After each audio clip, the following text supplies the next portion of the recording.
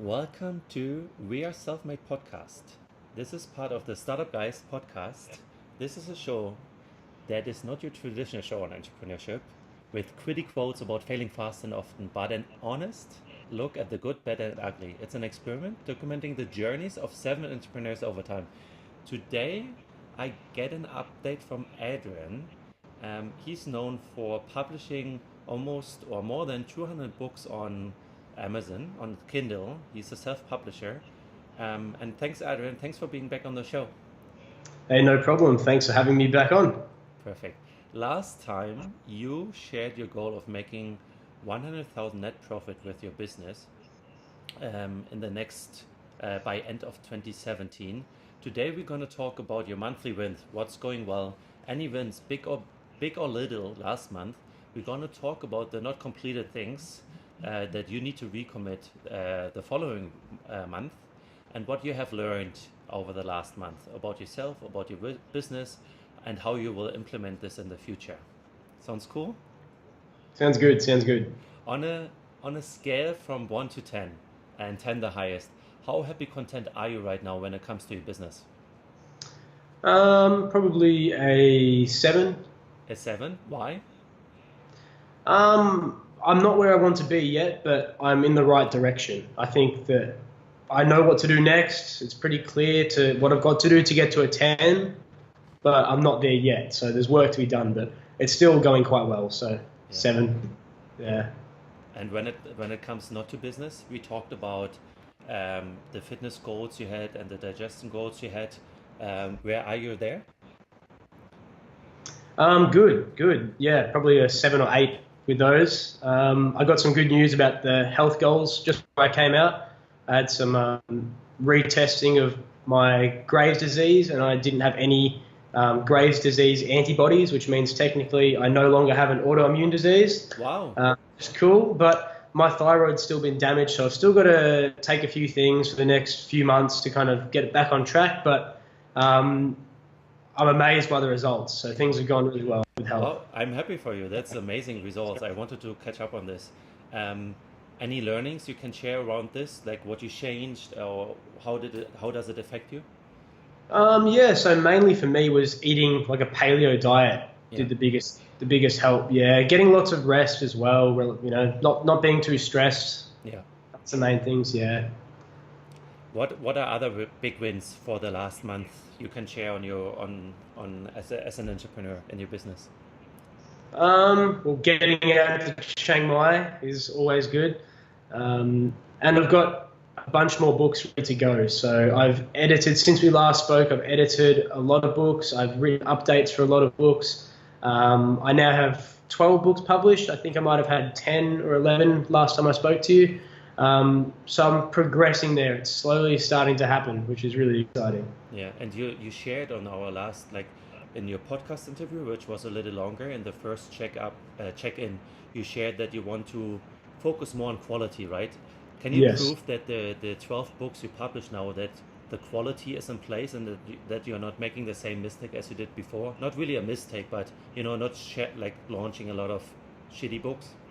Yeah, so yeah, I've definitely learned from that lesson, and now the books that I am putting out are a lot higher quality. Yeah. I've had one book sell extremely well, and I wrote updates. It got a couple of negative reviews. I went back and I wrote some updates to that, and I've made it much better, and since then it's been getting positive reviews. So it's all quality now, and that book's doing extremely well. So it's sold over 100 physical copies for the month so far. So wow. Yeah, so I'm very happy with that. Yeah, the quality is definitely key. Yeah, so can you quickly explain the difference between physical copies and the Kindle copies? Yeah, okay, so on Amazon, they'll show up on the exact same listing, the same reviews, but you can choose to have it as either the Kindle, which is just the digital version, which you can read on your phone, on your computer, on your Kindle reader, or you can choose to have a physical book sent to you. And so Amazon prints these books on demand, so I don't have to hold any physical stock. When someone clicks buy, Amazon will print that book, and then they'll ship it out to them, and I just get a royalty from that. Yeah, what's the price tag of the physical book compared to the digital one? Normally I price my physical books to start with around $8 or $9, but If they continue to sell, I start increasing the price incrementally. So this book's selling really well. I just put the price up to, I think, $13.99 US as a physical. And then the Kindle books I normally sell at $2.99. Wow. So it's a big difference in the amount you make. Yeah. So how much do you pay for Amazon to print the book? Like, what's your profit on the, let's say, $10 physical book? On a $10 physical book, my profit would be around $4 US. 4 or 5. And compared to the digital one, how much profit do you make for the digital one? For the digital, as a $2.99 sale, I keep $2.05. Wow, so it's double in revenue, double in profit. Wow, that's Absolutely. nice. Any other big win you can share for the last month since we spoke? That's probably most of the big wins, I think. Just every book that I've launched so far has been doing pretty well, and it's all looking good so far. I've got no real complaints so far. Yeah, it's been great. When it comes to the last month, which tasks haven't you completed and why? Okay, so I think we said that I'd have more books published by now than I did. I haven't quite got there. The first 3 weeks or so after we last spoke, I was really productive. And then the final week before I came out to Chiang Mai, I didn't do much at all. Yeah. Kind of because I knew that when I got out here, I'd be really focused and I'd be doing a lot of work. So I kind of had like a week of being lazy, procrastinating a bit before I came out here. And now that I'm out here, it's like surrounded by all these other entrepreneurs and people working. It's so much easier work. So I'm probably a little bit behind, but I think being out here will make up for that in a way. Yeah. Why do you think you got lazy or procrastinated a week before leaving to Chiang Mai? Because I knew that this month, I'm only here for 1 month, I knew it would be a crazy month where I've got a lot that I want to achieve. So I knew that I'd be working crazy here, so I sort of procrastinated a little bit at home because I thought, relax now, in a week's time you'll be working non-stop. So was this a conscious decision that you make for yourself? Like kind of, okay, I take a week off or I take it slowly because I know the next month going to be highly intensive? A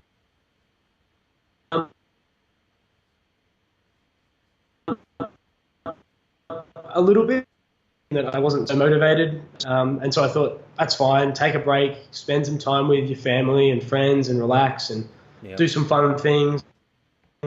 And then it'll be a lot easier to go to Chiang Mai and I'll be ready to work, Yeah. That's what I dream about myself, that I can almost anticipate this kind of moments. You're going to go to Chiang Mai, you're going to be highly productive, highly focused.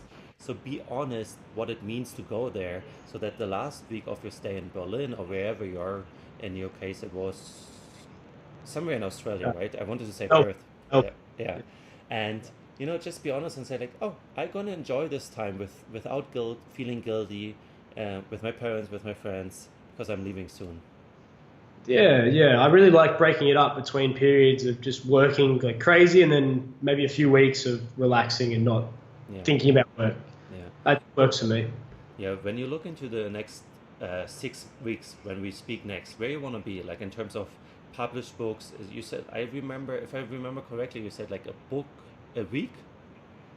I'll be doing it a bit faster now that I'm out here. Yeah. So currently I have 12 books published. We'll speak again in 6 weeks. By then, I would like to have 25 books published, so 13 books stage at least. Wow, is this realistic?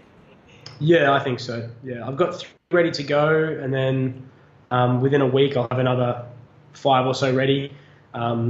It's just a matter of hiring enough virtual assistants and everything to manage that many books. So, yeah. In terms of hiring virtual assistants, I see the tendency of maybe sacrificing for quality. How do you ensure that you wouldn't sacrifice your book quality? Okay, so they're not doing the books for me. They're doing promotional marketing stuff. So they're getting reviews for the book, all that kind of thing. But yeah, I do a bit of an interview process. I have 3 virtual assistants working for me right now. And oftentimes, if I need extra work, I'll ask them if they know anyone that they would recommend. That's how I've hired people in the past for a short time, and it's worked well because they're recommending like a friend of theirs, so they want to make sure their friend's working well, otherwise it reflects badly upon them. So I found that's a good way to go with hiring. That's an interesting point, because I spoke to Felipe. He's on the podcast too, and he said like, oh, I'd rather not hire their friends because it creates all this kind of different dynamic. But you're not saying the opposite, and I like your reasoning and the experience you made. And I would certainly hire a friend of a friend because they trust them. Like they want to keep their job, and in order for them to keep the job, they rather refer someone really good instead of someone who screws you over. Exactly. Yeah. So 2 of my virtual assistants are actually next door neighbors, and they're really good friends. And so they work together, and they'll help each other. And so that's really good.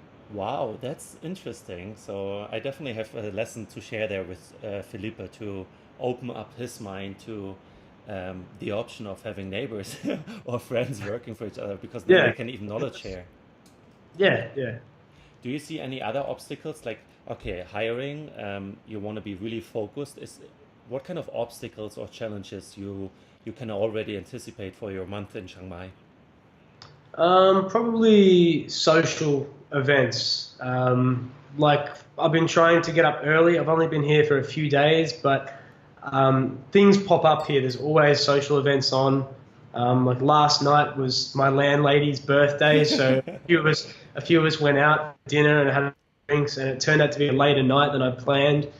Stuff like that you just don't anticipate takes away from productivity. Yeah. It's fun, but there needs to be not too many distractions, I suppose. Yeah. How will you handle the distractions? Because right now it's business focus time. You want to scale your business. You have your financial goal, and you have it for a reason, because you want to leave the Kindle publishing business behind at some point, but now you really want to power through, versus lifestyle, enjoying a beer, having a good time with Danny and others. How will you balance this? I think it's mostly discipline, because I've got to tell myself that I'll work crazy for the rest of the year, and then next year I'll get to relax. So it's it's just making that trade-off, trading the fun now to have fun later.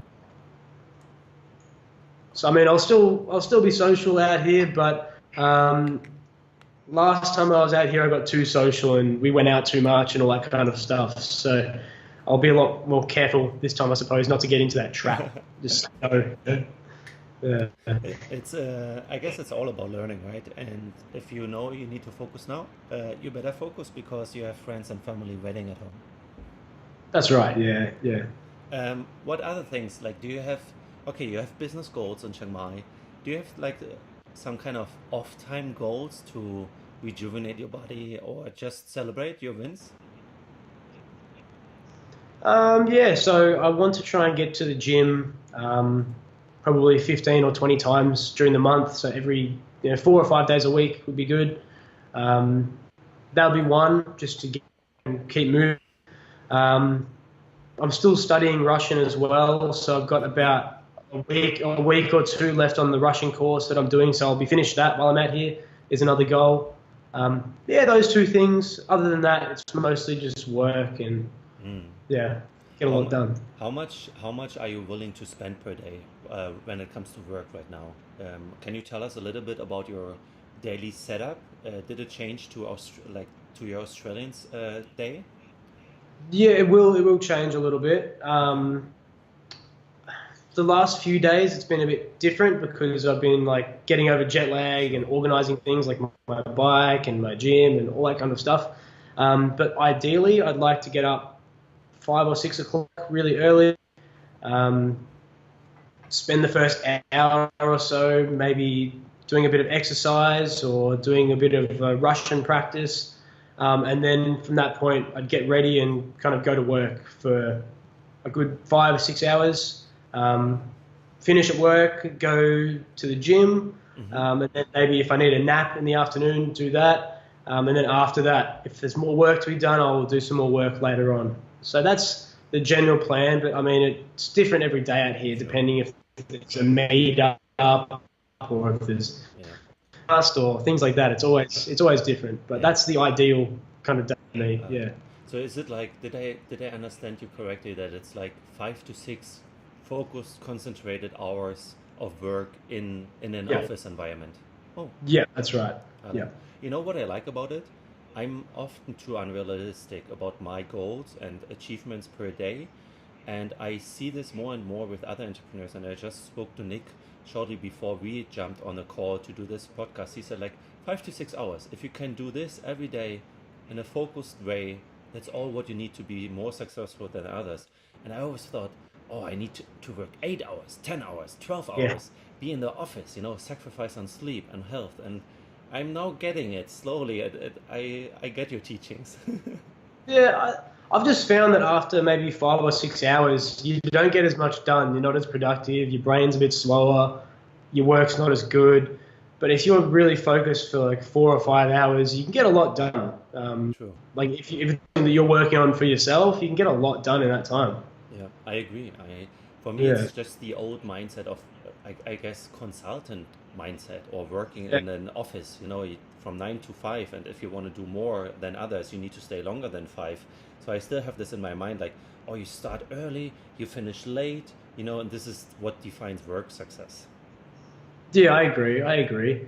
I mean, my days start early and finish late a lot of times, but it's not just work, it's like work and gym and whatever activities, but I couldn't just work all day like that. I think, I don't know, I'd become addicted to caffeine or something, like I couldn't stay focused. Yeah, Yeah. I'm one of Yeah. these guys.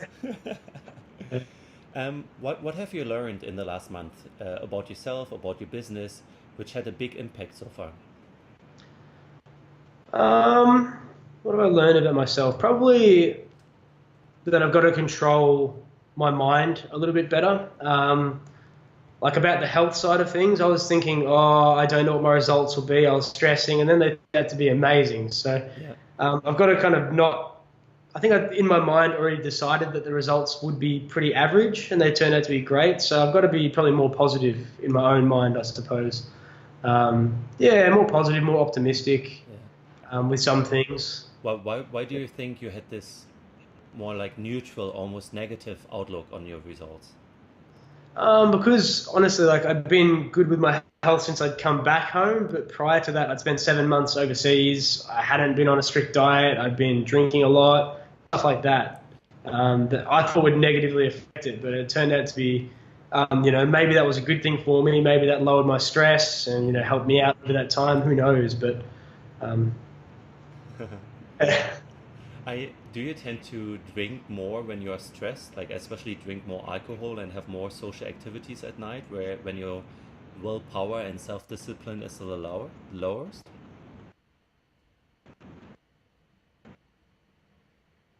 I find that when I'm traveling, it's a lot easier to go out with people and drink and everything. At home, I can tell all my friends I'm not drinking. I'll just have water. I'll drive.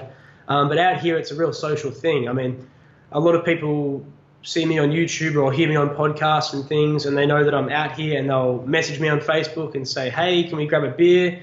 And of course, I'm going to say yes. And you get into this social, thing where you're meeting up all the time, and it gets hard to not drink at times out here and be healthy out here. But you wish you could say no? not so much, because I mean, life's about the experiences as well, right? I mean, I could work from anywhere in the world, but I'm here where there's all these other cool people to meet. So I don't really want to miss out on those opportunities. But yeah. But you could meet those people and not drink. That's true. Yeah. It's a balance, I think. It's, not drinking too much is the goal. Too often. Yeah. I think what I want to teach myself and others is making conscious decisions.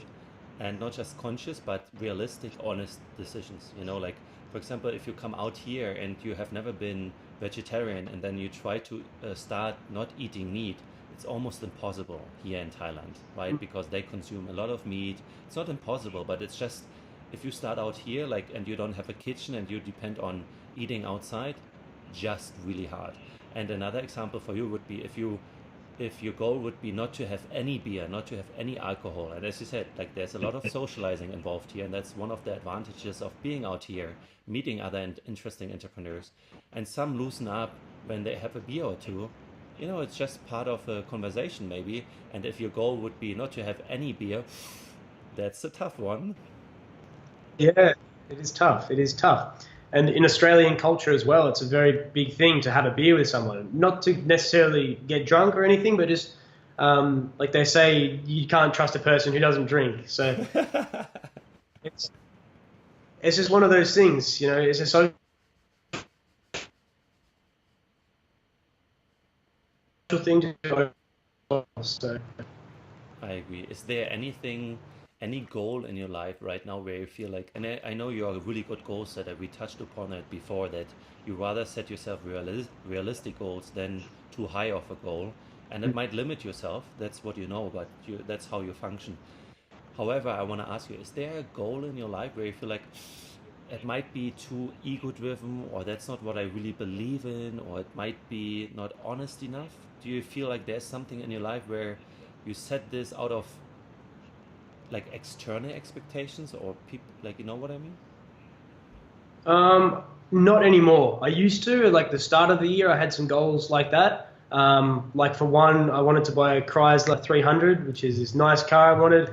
Um, I just wanted it because I like the car, and also I think that other people would like it. It stands out a little bit. It's quite expensive compared to my peers. Now I've realized that I'd rather travel and not waste my money on stuff like that. That's not what's going to bring me happiness, I suppose. So I probably realized that halfway through my last trip around Southeast Asia, that like I don't need those kind of goals anymore. I just don't need to impress anybody. It's more about doing things that make me happy, I suppose. Yeah. As far as my goals are, yeah. That's a powerful learning, I guess. That's like it shifts your mindset around, okay, I still want to make money, it makes me happy, but I don't want to buy maybe even meaningless stuff, just like a materialism, right? A car, a watch, or whatsoever. Yeah. Yeah, exactly. Yeah, I mean, I would like to buy a nice gold watch, but I've set that as a reward for when I hit a certain income figure. So I like to do things like that to reward myself, but there's some things that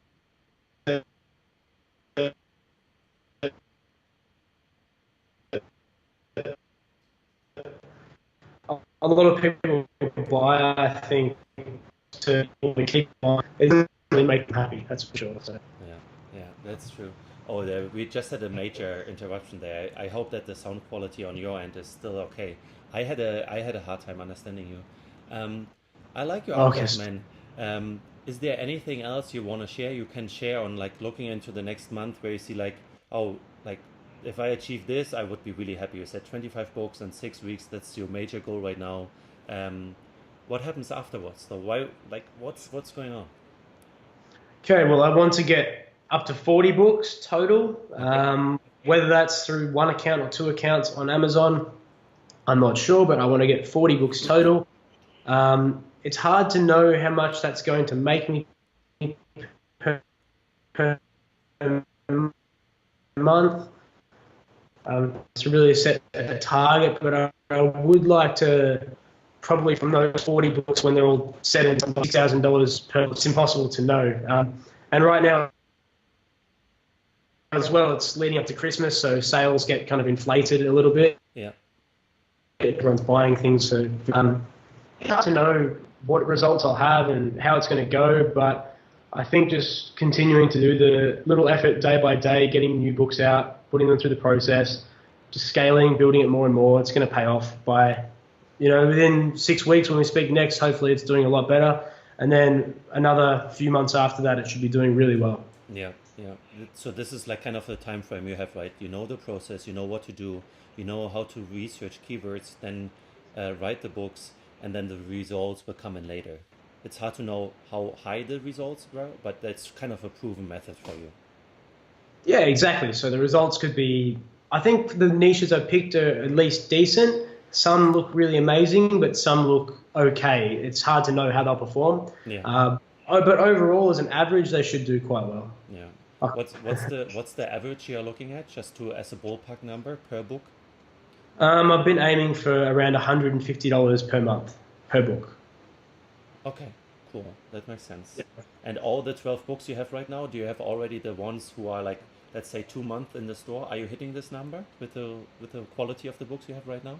Yeah. So from the 12 I have right now, well, last month I had 11 and I made around $2,300. So around $200 per book. Yeah. So that's done well. But some books don't make me much at all. Whereas some books, like the one I mentioned earlier, that's doing over 100 sales physical this month, it's going to make close to $1,000 by itself this month. Wow. So they average each other out. They all make at least a little bit of income, but they average each other out for sure. Yeah. I'm curious to see how if you sacrifice the quality, hopefully not the quality over the speed of your business in the next in the next 6 weeks, as you are aiming to get 25 books out there. So I want to get an update on this one, and just generally how you keep up with social pressure, meeting people, and making grabbing those opportunities that Chiang Mai present versus getting shit done. Yeah, it's a balance. I'll see how I go. Hopefully I do well. And nice to have you around. As we said before the call, we're gonna meet soon. Happy to hug you, happy to meet you, and then speak as friends off podcast and see what's going on. Happy to have you back in Chiang Mai, and thanks for the update this week. Thanks, Danny. Cheers. StartupGeist Podcast. Entrepreneurs are not born, we are self-made. Please leave an honest rating on iTunes or leave a comment on startupgeist.com/podcast. Thank you for listening.